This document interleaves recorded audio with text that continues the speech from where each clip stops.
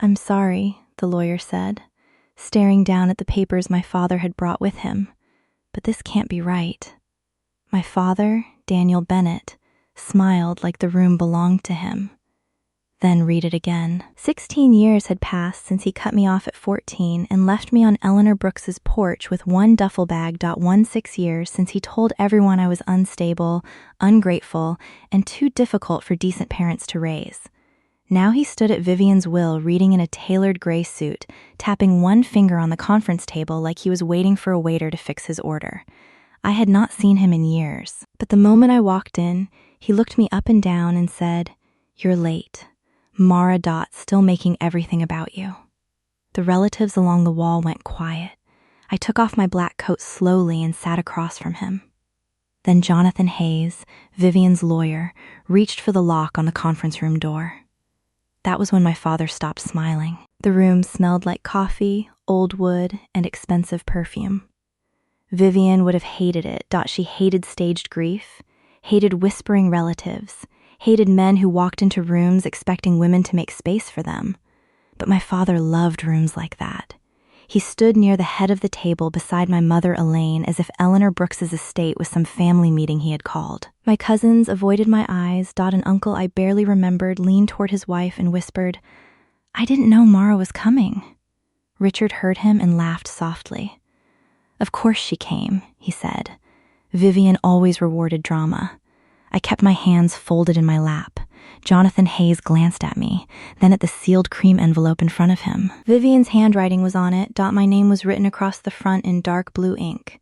Beside it sat another folder, ELLIS, Original Records. My father noticed me looking. "That woman filled your head with poison," he said. "But let's not pretend she was your mother. She was my sister-in-law before she became your replacement parent." Elaine touched his sleeve. "Richard, no," he said louder. "Everyone here remembers what happened. Mara was cut off because she made our home impossible. Vivian took her in because Vivian liked rescuing broken things. A few people looked down. I looked at Jonathan Hayes instead. His face had gone pale. Richard pointed at the documents. "So, let's stop wasting time. Family assets should stay with family." "What did she leave me?" I leaned forward. "You should sit down before you embarrass yourself." His eyes sharpened. "You don't silence me in my own family." "This stopped being your family," I said, "the night you left me on her porch."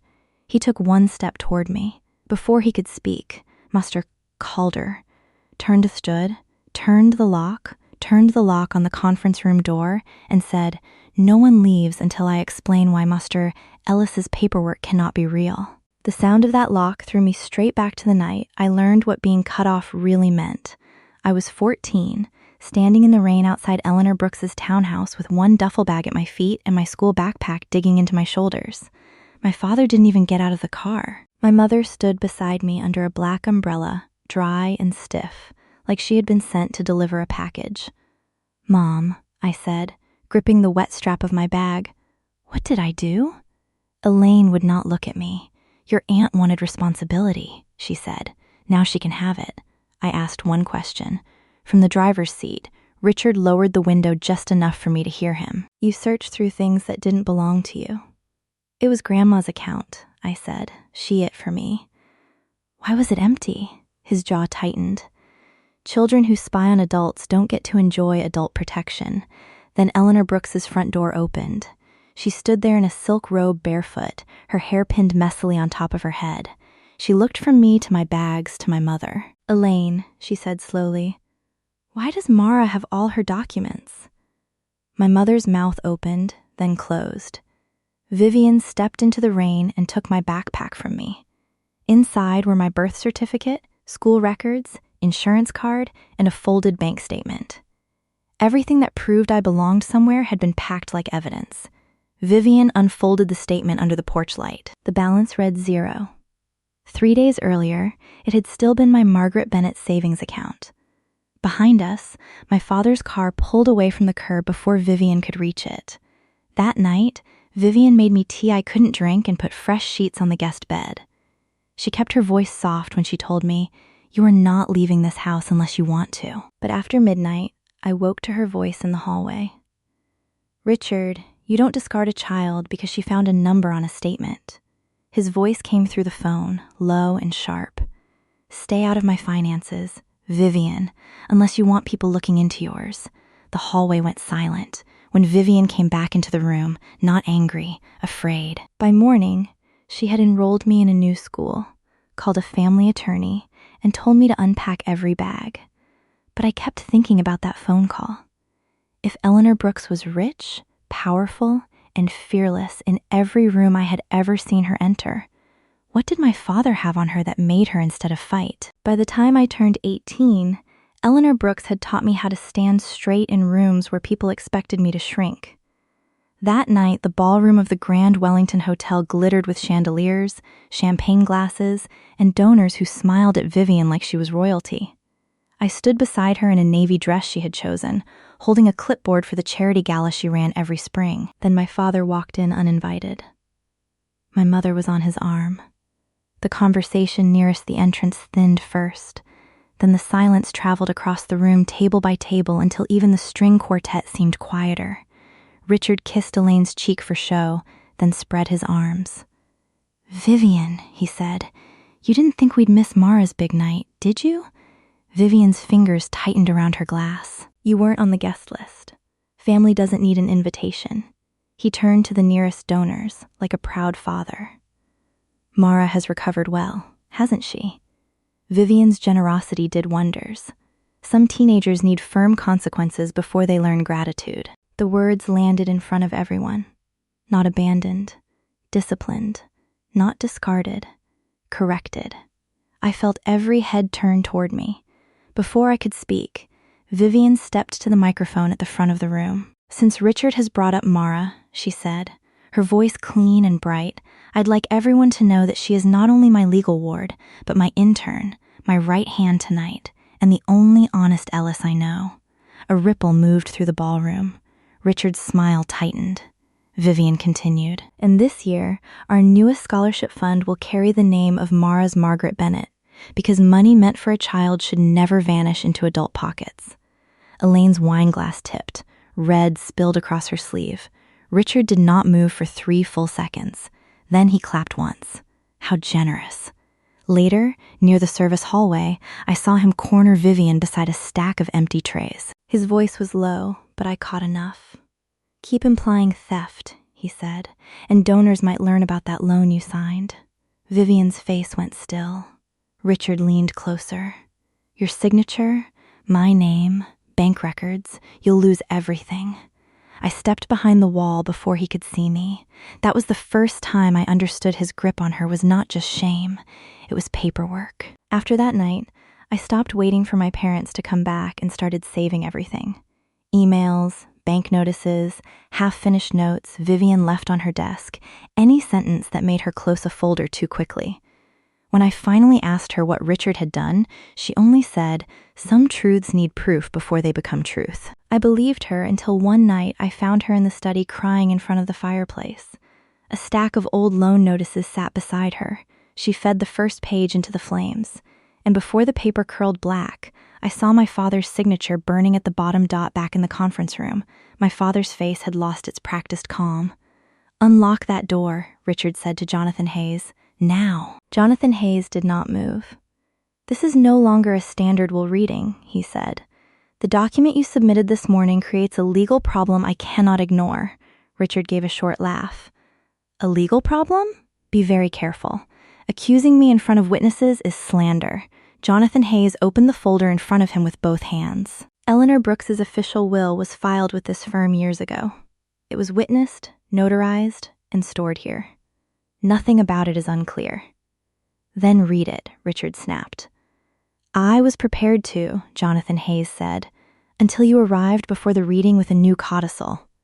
The room shifted. One cousin whispered, "A new what? A codicil?" Jonathan Hayes said, "Is an amendment to a will. This one claims Vivian signed away a large cash distribution to Daniel Bennett and granted him immediate access to her private archives." My father lifted his chin. "Vivian changed her mind." "No," I said. Everyone looked at me. I remembered Vivian's final weeks, the dim hospice room, the nurse logs clipped by the door, the camera above the townhouse entrance, the way Vivian's hand shook so badly I had to hold her water glass for her. She couldn't sign anything 3 weeks before she died, I said. She was unconscious. Elaine pressed her hand over her mouth. Richard turned on me. You don't know what she did when you weren't there. I was the only visitor allowed. Jonathan Hayes slid the sealed envelope across the table. Mara, Vivian left this for you. My name stared up at me in her handwriting. I opened it carefully. Inside was a small brass key, a list of account numbers, and one sentence. When he comes for the papers, let him ask in front of witnesses. My pulse went cold. I placed my phone on the table and pressed record. Richard saw the screen light up. You pathetic little girl, he said. She poisoned you against your real family. Elaine reached toward me. Mara, stop. Don't destroy your father. I looked at her hand until she pulled it back. He destroyed himself, I said, when he forged a dead woman's signature. Someone gasped. Richard lunged for the folder. Jonathan Hayes' assistant stepped between him and the table, gripping the documents to her chest. Mr. Ellis, Calder said sharply, I have already contacted the probate judge's clerk. This codicil matches irregularities in older financial records Vivian preserved. My father went white. I lifted the brass key from the envelope. I know what this opens. Jonathan Hayes led us to the archive room beside his office. No one spoke as he unlocked the first door. I unlocked the second cabinet with Vivian's brass key. Inside were 6 labeled binders, a small fireproof pouch, and a letter in Vivian's handwriting. Jonathan Hayes pulled on gloves before touching anything. The first binder was marked Murray's Margaret Bennett original account records. The second, Richard ELLIS, loan guarantee. The third, THREATS, and correspondence. My father stood behind me, breathing too loudly. Those are private, he said. Jonathan Hayes looked at him over his glasses. Not anymore. The truth came out 1 page at a time. When I was 14, I had not misunderstood anything. My Margaret Bennett had left me a savings account for school, housing, and emergencies. Richard had drained it to cover payments on a failed private business loan, but that was only the beginning. The loan documents showed Eleanor Brooks's name as guarantor. Her signature was on every page, except it was not her signature. Muster Calder laid Vivian's verified signature beside the loan guarantee. The difference was obvious even before he explained it. The V was wrong. The spacing was wrong. The pressure of the pen was wrong. Richard had forged Vivian's name, used my Margaret Bennett's money to hide the payments, and when I found the empty account, he cut me off before I could ask anyone else. Elaine sank into a chair. No, she whispered. Richard, tell them that isn't true. My father said nothing. That silence moved through the room like a door closing. Jonathan Hayes opened Vivian's letter and read only the section she had marked for witnesses. Richard threatened to accuse me of participating in the loan fraud if I exposed him without complete proof. He also threatened to challenge Mara's placement with me and drag her through court as an unstable child influenced by money. I chose to gather records until the truth could survive him. My throat tightened, but I did not cry. Vivian had not been weak. She had been building a wall around me with paper, dates, and patience. Jonathan Hayes continued through the files. There were bank statements, copied checks, old emails, phone logs, handwriting reports, nurse records from Vivian's final weeks, and screenshots from the townhouse security camera showing Richard had not visited her on the date listed in his so-called codicil. Then came the final piece. The forged codicil my father brought that morning did not just ask for money. It gave him access to Vivian's private archives. He had not come only for inheritance. He had come for the evidence. I turned to him then. For years he had lived in my mind as a locked door, a raised voice, the man in the driver's seat while I stood in the rain. But standing there with every lie spread open in front of him, he looked smaller than I had ever imagined. Elaine began to cry harder. Richard, she said, gripping the arms of the chair, say something. He looked at the binders, then at the lawyer, then at me. Still nothing. I reached into my purse and removed a folded sheet sealed inside a plastic sleeve. Its edges were browned from heat. Vivian had burned a stack of old loan notices years ago, but I had saved one. I slid it across the table. I kept one, too. For the first time that day, my father looked afraid of me. Jonathan Hayes closed the binder. Vivian's valuable leaves Richard and Victoria Bennett nothing. Chloe Bennett inherits the townhouse, Vivian's shares, and full authority over the Margaret Bennett Scholarship Foundation named for her Margaret Bennett. The forged codicil will be turned over to the probate court along with these records. Richard stepped forward. You can't. Security opened the archive room door before he finished. He tried to grab the folder anyway. The guard caught his wrist and pulled him back. Papers fluttered across the floor. My cousins stared at him like they were seeing the real man for the first time. By the end of the week, Vivian's statement had gone to the relatives who once repeated my father's story. By the end of the month, donors knew why the scholarship fund existed. His business partners stopped returning calls. The probate filing triggered investigations into forgery, elder financial exploitation, and the old loan fraud he had buried under my childhood. Elaine asked to speak to me alone in the hallway after the reading. I was scared, she said. Her makeup had streaked beneath both eyes. I did what your father told me. I looked at the woman who had stood under an umbrella while I stood in the rain. Fear explains silence, I said. It doesn't erase 16 years of letting people call me unstable to protect a thief. She reached for my hand. I stepped back. That was the last time I let either of my parents stand close enough to touch me. Months later, I reopened Vivian's townhouse as the headquarters for my Margaret Bennett Scholarship Fund. The first award went to a 14-year-old girl leaving an unsafe home. It covered housing, school expenses, counseling, and legal help because Vivian had taught me that survival should come with structure, not just sympathy. I kept Vivian's sealed envelope framed behind my desk. Not as a wound, as proof the truth can wait quietly for years and still arrive exactly when it is needed. The night my parents cut me off, they thought they had thrown me away, but 16 years later, I was the one holding the door while the law came for them. Thank you for taking the time to listen to today's story. I truly appreciate your comments, feedback, and thoughts. Don't forget to like, share, and subscribe to support the channel. See you again in the next stories.